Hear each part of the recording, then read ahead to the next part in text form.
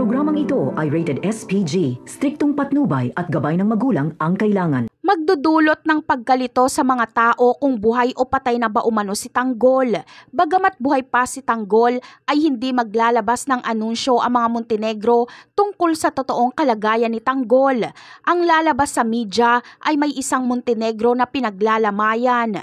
Kaya masaya ang mga Guerrero dahil akala nila ay pinaglalamayan na si Tanggol at ayaw lang itong aminin ng mga Montenegro. Ngunit dito nagkakamali ang mga Guerrero dahil ang pinaglalamayan pala ay si Inigo.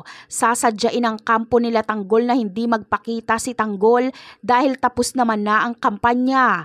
Hahayaan nilang isipin ng mga Guerrero na patay na si Tanggol dahil kung alam nilang buhay pa si Tanggol ay ipapapas lang na naman nila ito. Kaya lungkot at galit sa mga Guerrero ang mararamdaman ng mga taong nagmamahal kay Tanggol.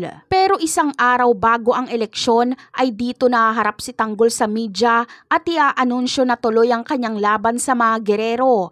Kaya matataranta ang mga Guerrero. Wala na silang oras para ipatumba si Tanggol. Samantala, si Santino ang pangunahing sospek sa pagsabog. Bagamat hindi siya idedemanda ng mga Montenegro, ay idedemanda siya ng mga pamilya ng mga namatay na nadamay lang. Sa pagre-review ng CCTV ay makikita na si Santino ang naglagay ng bomba sa ilalim ng stage. Kaya lagot siya kay Ramon.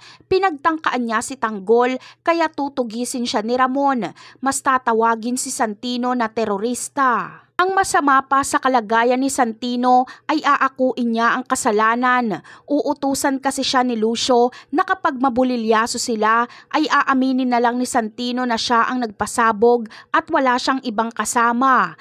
At dahil utu-uto si Santino ay susundin niya si Lucio. Kaya si Santino lang ang mananagot. Ano kaya ang magiging reaksyon ni Rigor dito?